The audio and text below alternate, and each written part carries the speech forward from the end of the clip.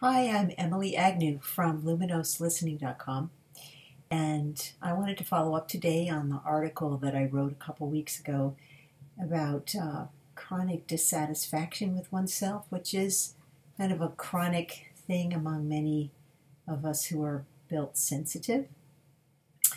And I had written about how much it seems the goals that I set affect that, with content level goals, process level goals, and how those interact.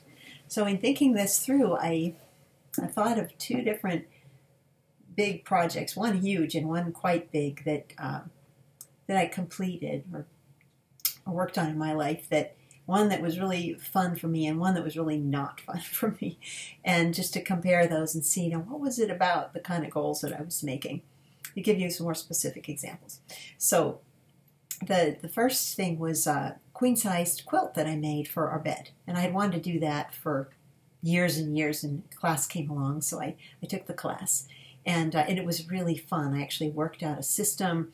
I figured out that I could sew a single square and then rearrange my fabrics because I could change the color scheme on each one. I could do all that in about an hour and 15 minutes, which was perfect. It was an amount of time I could do after dinner, before going to bed, and I could make satisfying progress because I had 36 squares. So that was an example of a project where somehow my combination of process and content level goals synergized to make me a happy camper.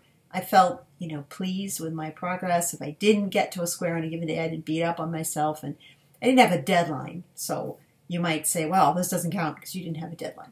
But we'll talk about that a bit more in a minute. So looking more closely, I saw that actually, not on a conscious level, but I actually had a really great process level goal for that project, which was I wanted to have fun with it. I wanted it to be fun. So I was actually asking wonder questions in the background before I hadn't thought through that idea of the wonder question at that point, But essentially I was saying, I want to make this quilt. Like, that's my content level goal, right? And what would make it fun for me? And that system of, the keeping the fabric in bags and timing how long it took me so that I could know, okay, yeah, I can do this tonight. I can get the other stuff I need to get done and still sew a quilt square. That made it really fun. And I knew that if I just did that 36 times, I'd have all my squares. So I felt satisfied with myself. Chronically satisfied. So then I looked back at a mega goal that I'd had, from when I was younger, of getting a big principal oboe job. Because I got a very good job in the Honolulu Symphony, and I played second oboe there for 5 years. But I really, really wanted to get a principal oboe job. And I took dozens and dozens of auditions in service of that. I was very persistent.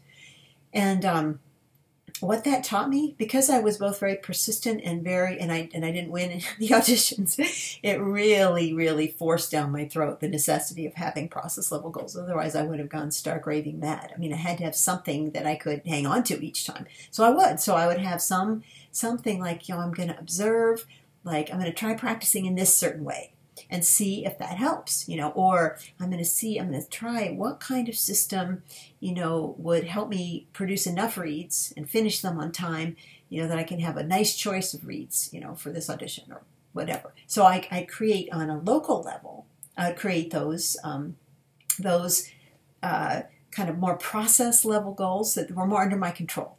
But what I realized in thinking this through and how different because even though I did get better, I was chronically dissatisfied with myself the whole time. All those years that I did that, I was chronically dissatisfied.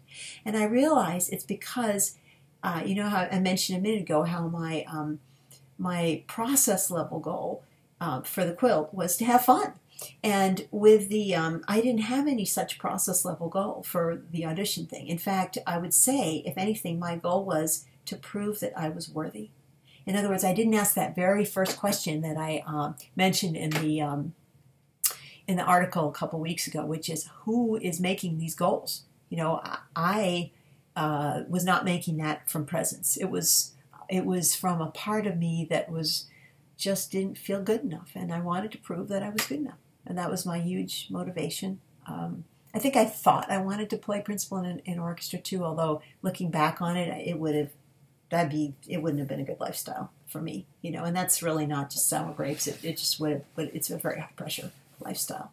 And I enjoy a more spacious lifestyle with more choice around my hours and stuff. But anyway, so that was really revealing to me, thinking this through for you. Just knowing, no wonder the auditions were not fun for me, because the overall, I wasn't asking myself at all, like, what can I do to make this more fun for me?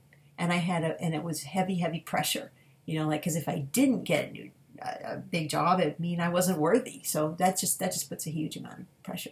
So all this made me realize that really this isn't just a kind of a, geeky, coachy goal, issue. This is a spiritual issue.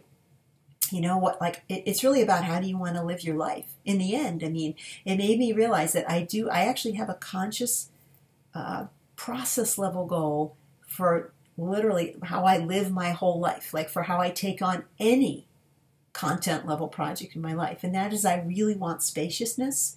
I really want to enjoy myself. I want to make it fun. I want to take responsibility for having fun.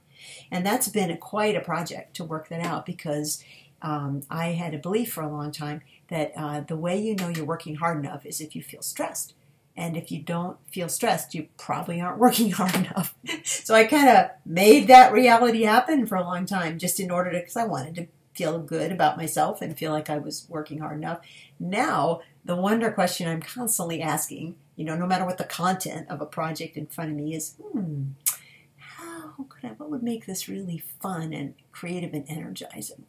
I just love that. And then on a personal level, my process level goal, whatever the content of my day, is to try to be kind to myself and to other people. Basically, that says it in the fewest possible words. Like, I would like to take the kind of care of myself that enables me to be the person who cuts someone else slack who's having a bad day. Because I've had so many bad days, and I've been so grateful for those people out there who cut me slack, because when neither of you can, that's when things can get really ugly. And so that's just how I want to show up in the world, is specifically if I'm with another person or I encounter another person, whether it's a grocery clerk or someone I haven't met or a client or a plumber, whoever, that I would see them as a human being first, and as their, whatever their label is, a distant second. So that's an example of a really wonderfully generative process level goal that it's formed the basis of many of my current kind of self-care routines, because there's always that question in the background of, how do I need to take care of myself in order to be present enough, rested enough, calm enough to field whatever comes my way with some level of equanimity and kindness. So that's, in that regard, this is really a spiritual question, and I say that to you because for us as sensitive people, we really can't look away from that. That's just so central to us. That is our spirituality, is how we live. And you may also have religious forms to that, but we just have a basic innate spiritual consciousness that's so, so important to us. And this is a way that you can actually use your thinking about how you set goals to kind of determine how the rubber actually hits the road in that department. Like when you make goals, are they expressive of how you really want to be living in the world? So I hope if I've contributed towards you being able to do that in any way today, I'm thrilled. And you can find more of this kind of thing at my website at www.luminoselistening.com. And thank you very much for watching. Have a great day.